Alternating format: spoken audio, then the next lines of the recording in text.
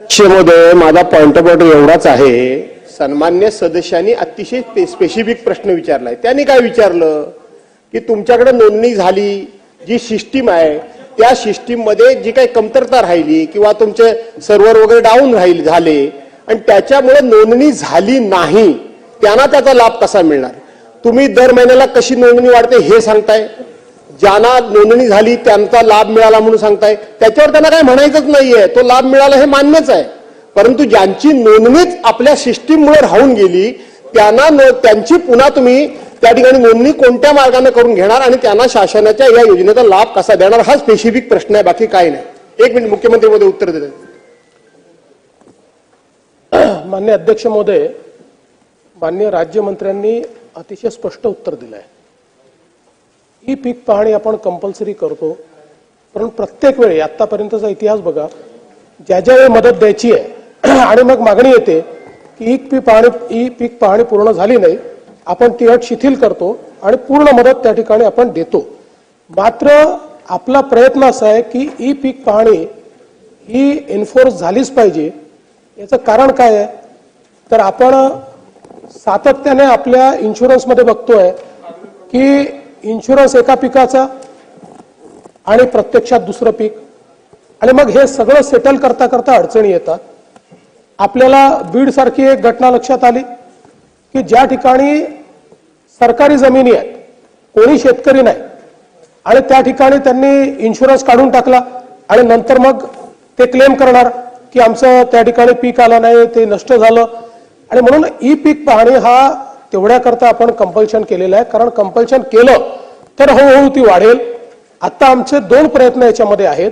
एक, कारण असं लक्षात येत आहे की सरकारी स्तरावर तलाठी असतील किंवा तत्सम सगळे अधिकारी असतील, खरं म्हणजे एवढी मोठी यंत्रणा आपल्याकडे कृषी आणि महसूलची आहे की आपण 100% पीक पाहणी करू शकतो.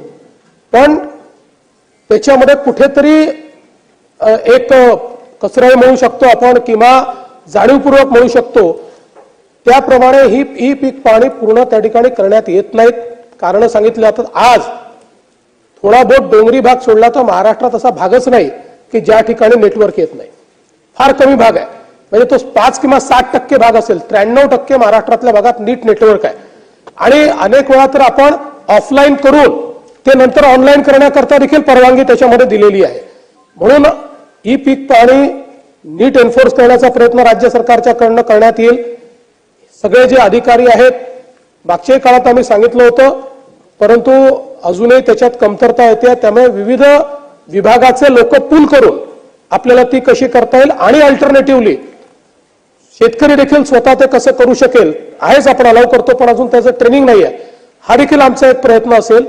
आणि त्याचसोबत आपण पॅरलली आता MRSACच्या सोबत एक प्रकल्प हातामध्ये घेतलाय, ज्याच्यामध्ये जशी आपण ई पीक पाहणी करतो तशी सॅटेलाइट इमेजरी ही देखील पूर्ण जनरेट करायची, तो एक आपला प्रयत्न आहे. दुसरं, ई पीक पाहणी आपल्याला ड्रोनच्या माध्यमातून करता येईल का, अशा प्रकारचं एक पायलट आपण मध्यंतरीच्या काळात करून बघितलेलं आहे.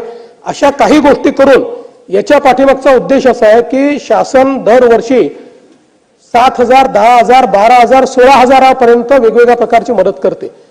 ही मदत योग्य लोकांना झाली पाहिजे, ती पात्र लोकांना झाली पाहिजे, याकरता खरं म्हणजे हा सगळा खटाटोप आहे. आणि म्हणून निश्चितपणे आपण जी काही या ठिकाणी शंका व्यक्त केलेली आहे, ही शक्यता आहे की सगळे लोक त्याच्यामध्ये आलेले नसतील, पण जे आले नसतील त्यांनाही मदत करणं हा शासन त्या संदर्भात प्रयत्न करेल. एक सन्माननीय अध्यक्ष महोदय, सन्माननीय मुख्यमंत्री महोदयांनी अत्यंत विस्तारानं आणि सरकार याच्यामध्ये ट्रान्सपरन्सी किती जास्ती असता येईल या उद्देशानं खूप विस्तारानं सांगितलं. तरी देखील आपण एक बीडचं उदाहरण सांगितलं की सरकारी जागेवर मुख्यमंत्री महोदय हे आपण शेतकऱ्यांना किंवा जे लाभार्थी, फक्त मी शेतकऱ्यांचं म्हणत नाही, आता ते यांचं आपण लाडकी बहीण योजनेचं म्हणून बघितलं, परंतु हे सगळं करत असताना हे सगळं आपण तपासूनच त्याची नोंदणी करायची ही अधिकाऱ्यांच्यावर जबाबदारी असते, कृषी विभागाची असते, महसूल विभागाची असते. निदर्शनात असे येते की याच्यामध्ये थोडेसे हे अधिकारी सुद्धा आहेत, इन्व्हॉल्व असतात, म्हणूनच हे सगळं घडतंय.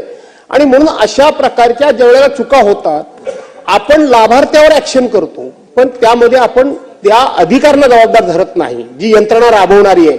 आता सरकारी धोरण इतकं उत्कृष्टरित्या तुम्ही सांगितलं, असं जर राबवण्याचे अधिकार कोणाला आहेत? हे राबवण्याचे अधिकार सरकारी यंत्रणेला आहेत, हे आपल्याला नाहीये. आणि म्हणून अशा चुका ज्या ठिकाणी होतात त्या ठिकाणी सरकारी यंत्रणेला जोपर्यंत आपण कठोरपणे जबाबदारी घेत नाही, केवळ ह्याच विभागातलं नव्हे, तोपर्यंत खऱ्या अर्थानं सरकारनं राबवलेल्या चांगल्या योजनेचं जनतेला फायदा होईल असं वाटत नाही. आणि सरकार कुठलंही असू दे, सातत्याने ते बदनाम होत राहतं, टीकेचं धनी होत राहतं. आणि म्हणून याच्यामध्ये सरकारी यंत्रणेला जबाबदार धरण्याचे आपण प्रोव्हिजन कराल का? निश्चितपणे अध्यक्ष महोदय, हे खरंच आहे की काही ठिकाणी आपल्या यंत्रणा देखील या संदर्भात दोषी आहेत.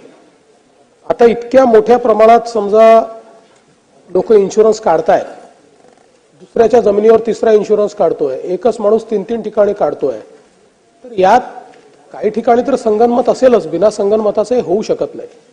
हे खरं आहे की आता या इन्शुरन्सच्या संदर्भात आपले जे CFC सेंटर्स आहेत त्यांनी काही घोटाळे केलेले आहेत.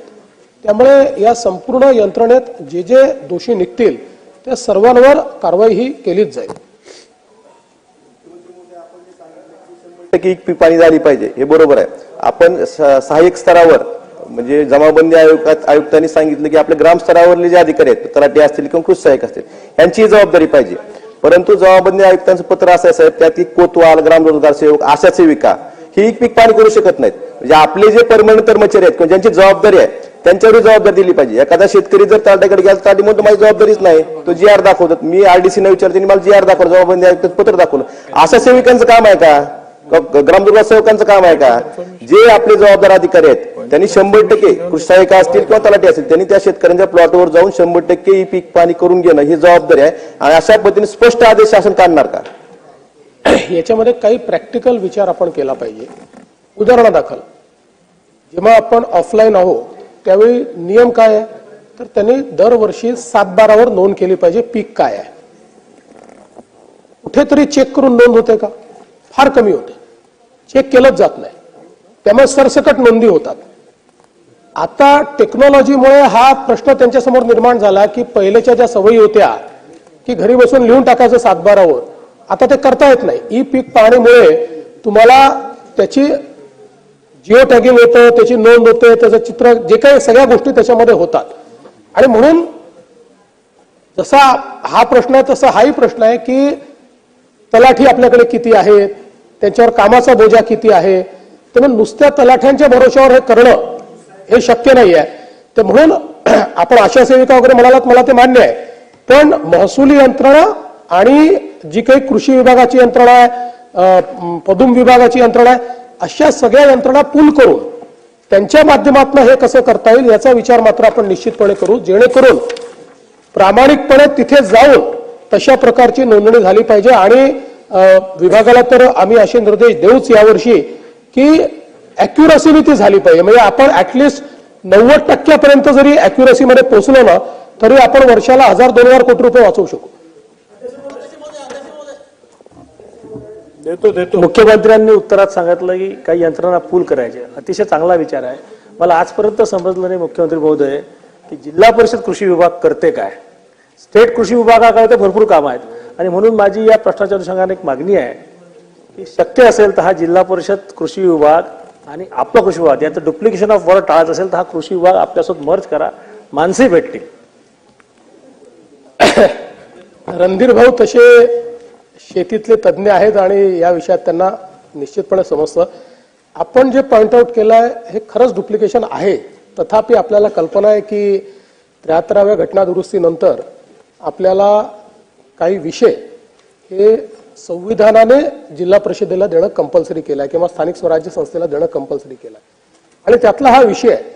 पण मला असं वाटतं की या संदर्भात म्हणजे मी आपल्याला देखील विनंती करेन की आपला याच्यात चांगला स्टडी आहे, आपण याच्यामध्ये थोडासा अभ्यास करून जर हे डुप्लिकेशन टाळण्याच्या दृष्टीनं आणि रिसोर्सेस पूल करण्याच्या दृष्टीनं काही आपल्याला त्याच्यात धोरण आणता येईल का, काही त्यांचे कामं जे आहेत त्या कामांमध्ये काही वाटप नीट करता येईल का किंवा डुप्लिकेशन कसं टाळता येईल असा प्रयत्न जो आहे तो प्रयत्न निश्चितपणे आपण पुढच्या काळामध्ये करू.